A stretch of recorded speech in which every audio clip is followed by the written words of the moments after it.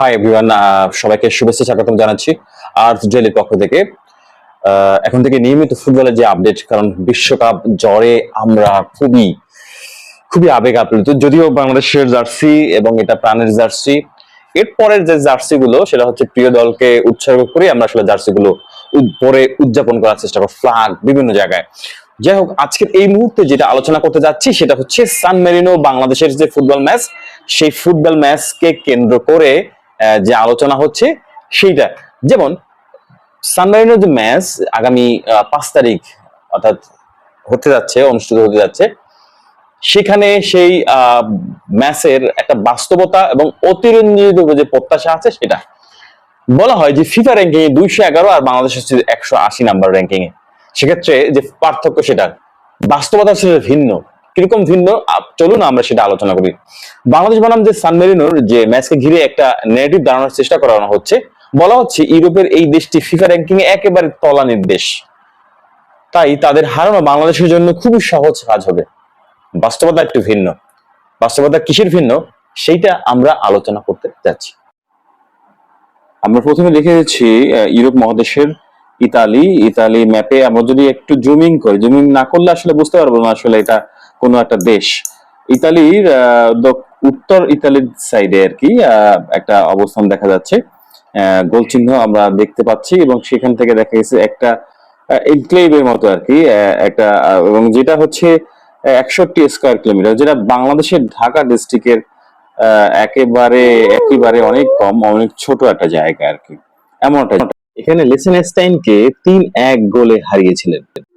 কিন্তু যারা আন্তর্জাতিক ফুটবলকে গভীরভাবে অনুসরণ করেন তারা জানেন বাস্তবতা এটা সহজ সরল নয়। ফিফা র্যাঙ্কিং এ সান মেরিনো থাকতে পারে সর্বনিম্ন অবস্থানে, তবুও তারা ইউরোপিয়ান ফুটবলের পরিবেশের একটি দল, যারা নিয়মিত ইউরোপের বিভিন্ন বড় বড় জায়ান্ট দলের বিপক্ষে তারা খেলে থাকেন। প্রতিপক্ষের মান, গতি, শারীরিক সক্ষমতা এশিয়া কিংবা আফ্রিকার অনেক নিম্ন র্যাঙ্কিং এর দলের থেকেও অনেক বেশি।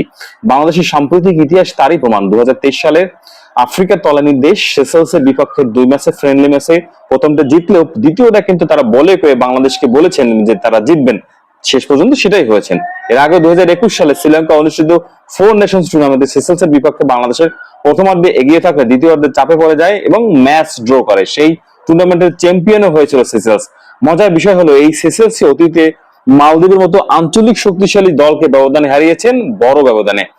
এখন দেখা যাক সান মেরিনো প্রসঙ্গে। 2022 সালে সেখানে সান মেরিনো জিতেছিলেন। 2024 সালে উইফা নেশনস লিগে তারা 2 লেগেই হারিয়েছে লিচেনস্টাইনকে, আবার সেই লিচেনস্টাইনকেই একই বছরে হংকংকে হারিয়েছে, সম্প্রতি তানজানিয়ার বিপক্ষে জয় পেয়েছেন।